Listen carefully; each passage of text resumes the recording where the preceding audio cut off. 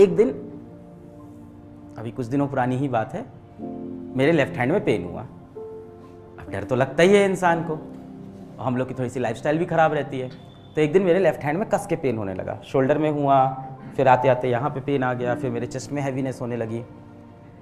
ठीक है, मैंने माताश्री को तो बताया नहीं, क्योंकि वो तो फिर बहुत डर जाती ना, वो रोना धोना घर में चालू हो जाता है ना।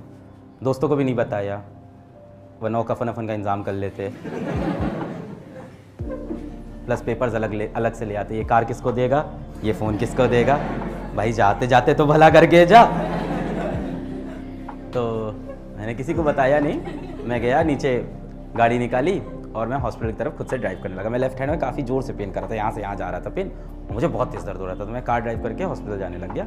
घर के पास में हॉस्पिटल था, थोड़े बहुत पैसे कमा लिए तो अच्छा हॉस्पिटल चले गए। एक बढ़िया हॉस्पिटल था, जो होते हैं बढ़िया मल्टी बिल्डिंग वाले, वहाँ हॉस्पिटल गया और खुद ही से गया, ड्राइवर और कुछ नहीं। मैंने कहा कि अंतिम समय अपने साथ बिताऊंगा अकेले में, किसी को नहीं बताया मैंने, माँ बाप भाई बहन दोस्त यार बीवी, किसी को नहीं। अपनी गाड़ी निकाली और चल दिया।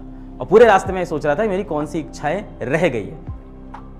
And was at those 30 minutes मुझे समझ में आया मेरे लिए क्या इंपॉर्टेंट है। उन 30 मिनट में मेरे को सिर्फ ये लग रहा था कि मैं फिजिक्स वाला किसको चलाने को दूंगा यहाँ से, who will handle this after me, मेरे बाद कौन चलाएगा इसको, मेरी रिस्पॉन्सिबिलिटी कौन हैंडल करेगा। नहीं, वो डेफिनेटली नहीं, उनका अपना जीवन है।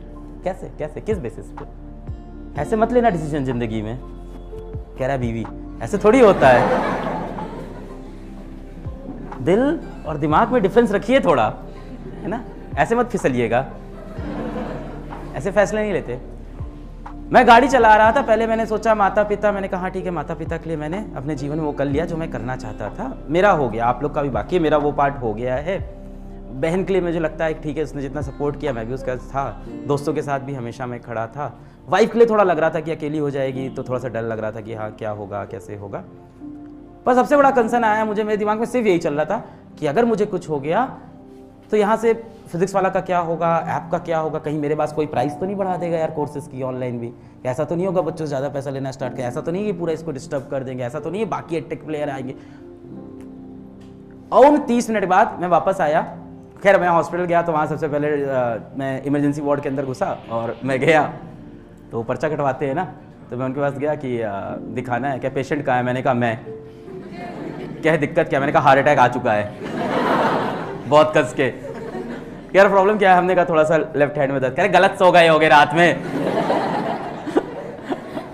हमने कहा आपका तो काम है ना इसको टेस्ट करना चाहिए, आप ही डिमोटिवेट कर रहे हो। तो उन्होंने कहा कि ठीक है अंदर जाओ। फिर मैं इमरजेंसी वार्ड में घुसा, वहाँ डॉक्टर आए सबसे पहले तो, एंड डॉक्टर वो थे सीनियर रेसिडेंट थे आई थिंक, या जूनियर रेसिडेंट डॉक्टर थे। तो वो आए, वो सबसे पहले पहचाने,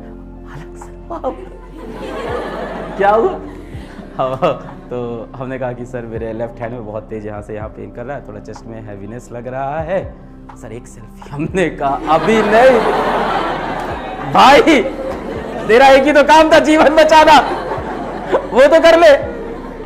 तो मुझसे कहा सर कुछ नहीं हुआ है, हम लोग बहुत केसेस देखते हैं ऐसे नहीं होता है जैसे आपको लग रहा है। उसने कहा दोनों हाथ अपने ऊपर करिए, मैंने ऐसे किया, कहा आँख बंद करिए, मैंने आँख बंद किया। मैंने कहा पता नहीं क्या करा रहे, वो होते होंगे उनके प्रोसेस। उनका फिर अपनी उंगली पकड़ाई, मैं उंगली पकड़िए, कस के इसको खींचिए, इस तरह की चीज़ें की। फिर उसने बोला सब सही। हमने कहा कुछ तो और कर दो ये सब पे भरोसा नहीं होता मुझे, कुछ रिपोर्ट ब्लड टेस्ट कुछ तो दिखाओ। तो उन्होंने कहा ECG कर देते हैं।